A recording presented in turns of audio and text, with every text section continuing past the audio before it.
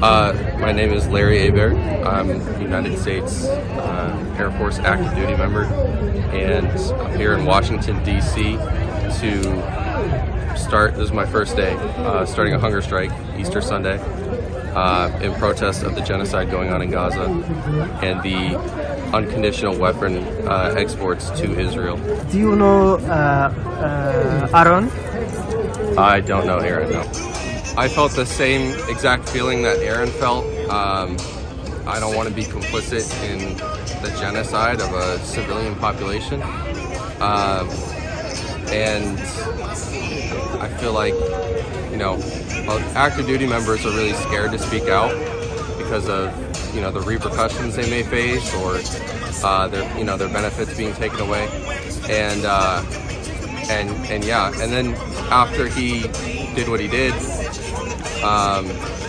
seeing the response of our leadership and our government and just being silent about his death and his action, that really inspired me to step up and say something, because how can they not say anything about one of our own when people in Gaza, people in Yemen, and even Hamas issued an official statement setting their condolences.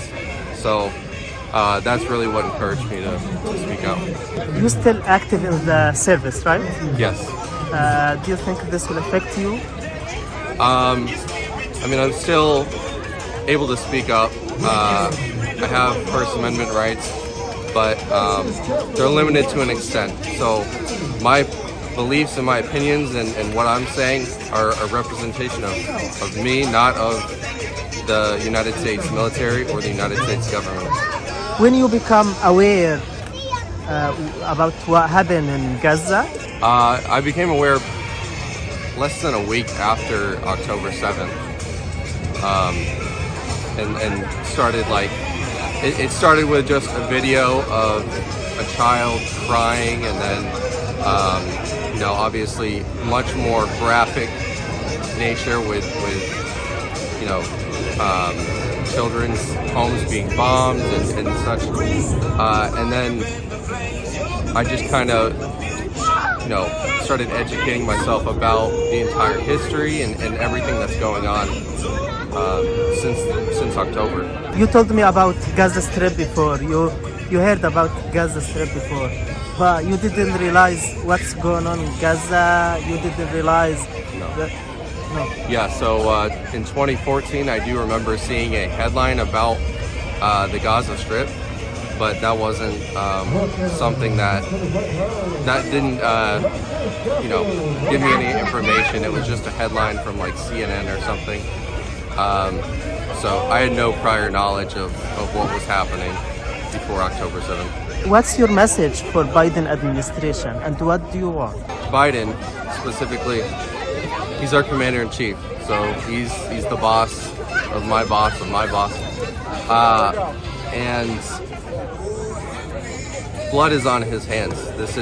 He is directly responsible for what's happening in Gaza and the genocide and the ethnic cleansing. I can't see how I can go back and return to service and continue taking orders from someone who has no value of human life. And I hope something changes, either in his actions or if he gets impeached or however. But regardless, international law needs to be upheld, and humanity needs to come first before anything else. We can't just bomb and decimate civilian populations for our own benefit. That's not how things work, or that's not how they should. What's your message for American people? For American people, I would say continue speaking out. Don't go back to the day-to-day. At the bare minimum, you can call your representatives. You can, post on social media. You can take action in small forms and in big forms. I'm hoping that with what I'm doing right now, will help other active duty members speak up and not be complicit in this.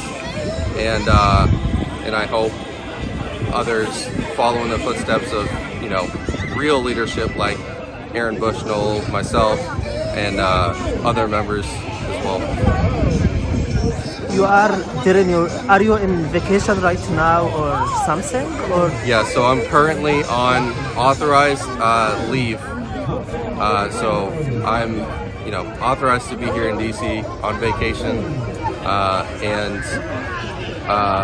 Yeah. how long? So I've been here for the last 2 weeks, and I plan on staying another, you know, however long I need to.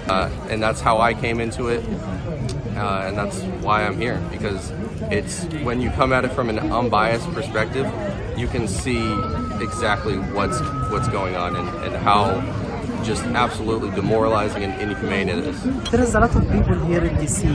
They don't know a lot about what's going on in Gaza or in Palestine in general, or even in the Middle East.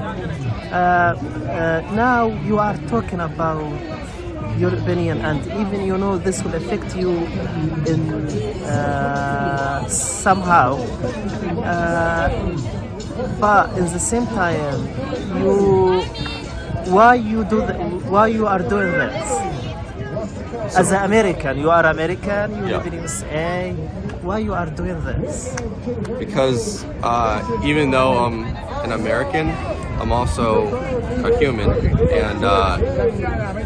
and anyone who has any conscience and any sense of morality would be speaking up about the genocide going on right now. There is a lot of people resigned before, and they didn't get a job or a career, and you're young, you just start your career, and you have good future for yourself. Why you take your decision? Because I can't see. It sort of goes back to what Aaron Bushnell's last post was, and what, you know, other people have been saying. Like, what would you be doing during Jim Crow era? What would you be doing during, you know, the Holocaust in Germany? Like, what would you be doing during these atrocities? And I can't see myself just going back to my day-to-day and trying to ignore or turn a blind eye to what's going on. It would be complicit in the genocide, and that's why I have this poster. I cannot be complicit in genocide. Okay, if you wanna say something to Aaron, what you wanna say?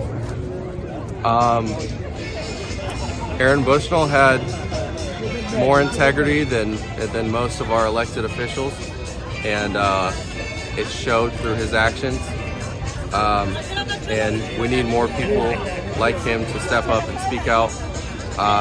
Not to go to that extreme. I think Aaron, what he did was unique, and it doesn't need to happen again, and hopefully it doesn't happen again. But more people need to speak out, especially from you know, higher positions like active duty servicemen and you know, members of the State Department and the government.